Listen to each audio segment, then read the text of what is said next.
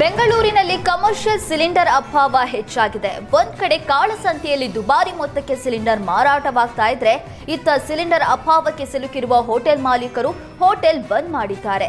ಮೆಜೆಸ್ಟಿಕ್ನಲ್ಲಿ ಪ್ರತಿಷ್ಠಿತ ಕದಂಬ, ಶ್ರೀ ಕೃಷ್ಣ ವೈಭವ್ ಹೋಟೆಲ್ ಕಾರ್ಯ ನಿಲ್ಲಿಸಿವೆ. ಇದರಿಂದ ರಾಜ್ಯದ ಬೇರೆ ಬೇರೆಡೆಯಿಂದ ಮೆಜೆಸ್ಟಿಕ್ಗೆ ಬಂದಿಳಿದ ಪ್ರಯಾಣಿಕರಿಗೆ ಊಟಕ್ಕಾಗಿ ಪರದಾಡುವ ಸ್ಥಿತಿ ನಿರ್ಮಾಣವಾಗಿದೆ. ಜಾಗತಿಕ ಯುದ್ಧ ಭೀತಿಯಿಂದಾಗಿ ದೇಶದಾದ್ಯಂತ ಅಡುಗೆ ಅನಿಲ ಪೂರೈಕೆಯಲ್ಲಿ ವ್ಯತ್ಯಯವಾಗಿದೆ. ಜಿಲ್ಲೆಯಲ್ಲೂ ಎಲ್ಪಿಜಿ ವಾಣಿಜ್ಯ ಸಿಲಿಂಡರ್ಗಳ ಪೂರೈಕೆ ತಗ್ಗಿದೆ. ಇದರಿಂದ ಕೈಗಾರಿಕೆಗಳು ಹಾಗೂ ಆತಿಥ್ಯ ವಲಯದ ಉದ್ಯಮಕ್ಕೆ ಸಂಕಷ್ಟ ಬಂದೊದಗಿದೆ. ಬೆಂಗಳೂರು ಮಾತ್ರವಲ್ಲದೆ ರಾಜ್ಯದ ವಿವಿಧ ಜಿಲ್ಲೆಗಳಲ್ಲೂ ಹೋಟೆಲ್, ರೆಸ್ಟೋರೆಂಟ್ಗಳು ವಾಣಿಜ್ಯ ಸಿಲಿಂಡರ್ ಪೂರೈಕೆಯ ವ್ಯತ್ಯಯದಿಂದಾಗಿ ಬಂದ್ ಆಗುವ ಆತಂಕ ಎದುರಾಗಿದೆ. ಸದ್ಯ ಬಹುತೇಕ ಹೋಟೆಲ್ಗಳಲ್ಲಿ ಒಂದು ದಿನಕ್ಕೆ ಆಗುವಷ್ಟು ದಾಸ್ತಾನು ಇದೆ. ಪರಿಸ್ಥಿತಿ ಹೀಗೆ ಮುಂದುವರಿದಲ್ಲಿ ಹೋಟೆಲ್ಗಳು ಮುಚ್ಚುವ ಸ್ಥಿತಿ ಬರಬಹುದಿದೆ. ಸರ್, ನಮಗೆ 2 ಹೋಟ್ಲಿಂದ ಸೇರಿ 8 ಸಿಲಿಂಡರ್ ಬೇಕು ಸರ್. ನಮಗೆ ಕೊಡ್ತಿರೋದು 5 ರಿಂದ 6 ಕೊಡ್ತೀವಿ ಸರ್. 2 ಹೋಟ್ಲಿಂದ ಸೇರಿ 6 ಕೊಡ್ತಿದ್ದಾರೆ. ಇವತ್ತು ಕೊಡ್ತೀವಿ ಅಂದರೆ ನಾಳೆ ಇನ್ನೂ ಕಮ್ಮಿ ಆಗುತ್ತೆ ಅಂತಾರೆ. ನಾಡ್ದು ಇಲ್ಲ ಅಂದ ಕೂಡಲೇ ನಾವು ಏನು ಮಾಡೋಕ್ಕಂತ ನಮ್ಗೆ ಗೊತ್ತಾಗ್ತಿಲ್ಲ ಸರ್. ತುಂಬ ಆತಂಕ ವ್ಯಕ್ತಪಡಿಸ್ತೀವಿ ನಾವು. ತುಂಬ ಆತಂಕವಾಗಿದೆ, ಏನು ಮಾಡಬೇಕು ಏನು ಅಂತೇಳಿ. ಯಾಕಂದರೆ ಲೇಬರ್ಸ್ ಯಾರು, ಅವ್ರದ್ದು ಕೂಡ ಫ್ಯಾಮಿಲಿ ನಡಿಬೇಕು, ನಮ್ಮದು ಕೂಡ ವ್ಯವಹಾರ ನಡಿಬೇಕು. ಇದೆಲ್ಲವೂ ಕೂಡ ತುಂಬ ನಮಗೆ ಇದಾಗಿದೆ ಸರ್. ನಮಗೆ ಅಂದರೆ ಹೋಟ್ಲ್ ಬಂದದ್ದು ಇದು 30-35 ಜನ ಸ್ಟಾಪ್ ಇದ್ದಾರೆ. ಎಲ್ಲವೂ ಕಷ್ಟ ಆಗ್ತದೆ ಸ್ಟಾಪ್ನವರಿಗೆ. ಮತ್ತು ಅಡಿಗೆ ಏನಿಲ್ಲ, ಊಟ ತಿಂದಕ್ಕೆ ಗ್ಯಾಸ್ ಇಲ್ಲ, ಕಟ್ಟಿಗೆ ಪ್ರಾಬ್ಲಮ್ ಉಂಟು ಇಲ್ಲಿ. ಕಟ್ಟಿಗೆ ಇದು ಒಲೆ ಇಲ್ಲ. ನಿನ್ನೆ 2 ಸಿಲಿಂಡರ್ ಸಿಕ್ಕಿದೆ, 4 ಮಾಮೂಲಿ ಹೋಗ್ತದೆ. ನಿನ್ನೆ 2 ಸಿಕ್ಕಿದೆ. ಇವತ್ತು ಊಟ ಕ್ಲೋಸ್ ಮಾಡಿದ್ದೇವೆ. ನಾಳೆಯಿಂದ ಅದು ಇಲ್ಲ, ಊಟ ಮಧ್ಯಾಹ್ನದ ಊಟ ಇಲ್ಲ. ಬೆಂಗಳೂರಿನ ಪ್ರತಿಷ್ಠಿತ ವಿದ್ಯಾರ್ಥಿ ಭವನ್ ಹೋಟೆಲ್ಗೂ ಯುದ್ಧದ ಬಿಸಿ ತಟ್ಟಿದೆ. ಎಲ್ಪಿಜಿ ಸಿಲಿಂಡರ್ ಕೊರತೆ ಹಿನ್ನೆಲೆ ವಿದ್ಯಾರ್ಥಿ ಭವನದ ಗ್ರಾಹಕರ ಸೀಟ್ 40ಕ್ಕೆ ಕಡಿತಗೊಳಿಸಲಾಗಿದೆ. ಇಂದು ಬೆಳಗ್ಗೆಯಿಂದ 4 ಹೆಂಚಿನ ಬದಲಾಗಿ ಒಂದೇ ಹೆಂಚಿನಲ್ಲಿ ದೋಸೆ ತಯಾರಿಸಲಾಗುತ್ತಿದೆ.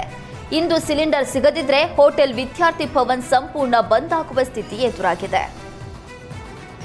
ಇಲ್ಲ, ಡಿಸ್ಟ್ರಿಬ್ಯೂಟ್ರ್ ಇನ್ನೂ ನಮಗೆ ಬಂದಿಲ್ಲ. ಬಂದರೆ ತಂದು ಕೊಡ್ತೀವಿ ಅಂತಾರೆ.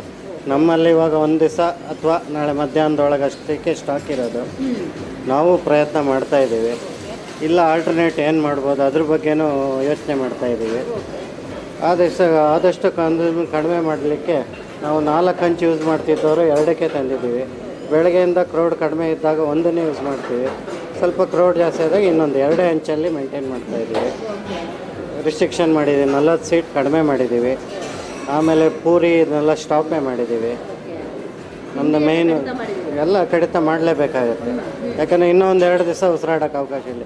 ಅಷ್ಟರೊಳಗೆ ಸರ್ಕಾರದವ್ರು ಏನಾರು ಕ್ರಮ ಕೈಗೊಂಡ್ರೆ ಆಮೇಲೆ ಶುರು ಮಾಡಿದ್ರೆ ಆಯಿತು ಅಂತ. ಹೊರಗಡೆನೇ ನಾವು 1 ಅವರ್ ಕೊಡಿಸ್ಬಿಡ್ತೀವಿ.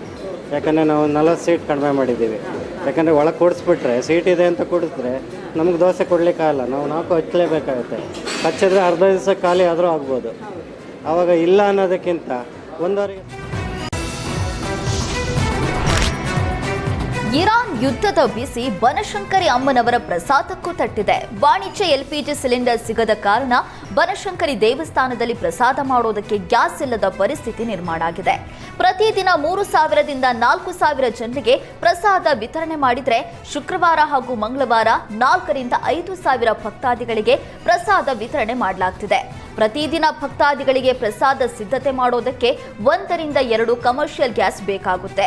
ನಮ್ಮ ಬಳಿ ಸದ್ಯ 4 ಗ್ಯಾಸ್ ಬಾಕಿ ಇದ್ದು, ಇಂದು ಹಾಗೂ ನಾಳೆ ಸಂಜೆವರೆಗೂ ನಿರ್ವಹಣೆ ಮಾಡಬಹುದು. ಸಿಲಿಂಡರ್ ಸಿಗದೇ ಇದ್ರೆ ಶುಕ್ರವಾರದಿಂದ ಭಕ್ತಾದಿಗಳಿಗೆ ಪ್ರಸಾದ ನೀಡೋದನ್ನ ನಿಲ್ಲಿಸಬೇಕಾಗುತ್ತೆ ಅಂತ ದೇವಸ್ಥಾನ ಆಡಳಿತ ಮಂಡಳಿ ತಿಳಿಸಿದೆ. ನಿನ್ನೆ ಒಂದು 5 ಸಿಲಿಂಡರ್ ಬಂದಿದೆ. ಅದ್ರ ನಿನ್ನೆ ಒಂದು ಯೂಸ್ ಮಾಡಿದ್ದೀವಿ. ಇನ್ನು 4 ಸಿಲಿಂಡರ್ ಇದೆ. ಅದು ಆಗೋವರೆಗೂ ನಾವು ಪ್ರಸಾದ ಕೊಡ್ತೀವಿ. ಮತ್ತೆ ಬದಲಿ ವ್ಯವಸ್ಥೆ ಮಾಡ್ಕೊಳ್ಳೋ ವ್ಯವಸ್ಥೆ ಮಾಡಿದ್ದೀವಿ. ಅದೇ ಮಾಡೋಣ ಸರ್, ಬದಲಿ ವ್ಯವಸ್ಥೆ ಮಾಡಿ ಏನಾದರೂ ಸೌದೆ ಮಾಡುತ್ತಾ ನೋಡೋಣ ಅಂದ್ಬಿಟ್ಟು ಮಾಡ್ತೀವಿ. ನಾವು ವ್ಯವಸ್ಥೆ ಮಾಡ್ತೀವಿ. ಪ್ರಸಾದ ನಿಲ್ಲಿಸಲ್ಲ, ಭಕ್ತಾದಿಗಳು ಕೊಡ್ತಾ ಇರ್ತೀವಿ ಸರ್. ಇವತ್ತೇನು ಕಡಿತಗಳು ಪ್ರಸಾದ ಕೊಡ್ತೀವಿ ಸರ್. ಅಂದರೆ ಕಡಿಮೆ ಪ್ರಮಾಣದಲ್ಲಿ ಕೊಡ್ತೀವಿ, ಜಾಸ್ತಿ ಕೊಡೋಕ್ಕಾಗಲ್ಲ. ಕಡಿಮೆ ಪ್ರಮಾಣದಲ್ಲಿ ಕೊಡ್ತೀವಿ ಸರ್. ಅನ್ನ, ಸಾಂಬಾರು, ಮಜ್ಜಿಗೆ ಎಲ್ಲ ಕೊಡ್ತಾ ಇದ್ವಿ. ಈಗ ಒಂದು ಬಾತ್ ಮಾಡಿ ಬಾತಲ್ಲಿ ಒಂದೇ ಬಾತ್ ಕೊಡೋಕ್ಕಾಗುತ್ತೆ ಸರ್. ಮಧ್ಯಾಹ್ನದವರೆಗೂ ಕೊಡ್ತೀವಿ, ಖಾಲಿ ಆಗೋವರೆಗೂ ಕೊಡ್ತೀವಿ ಸರ್. ಆಮೇಲೆ ಸ್ಟಾಪ್ ಮಾಡ್ತೀವಿ. ಬರ್ತಾರೆ ಸರ್, ಪಾಪ ಅವ್ರಿಗೂ ತೊಂದರೆ ಆಗದಂಗೆ ನಾವು.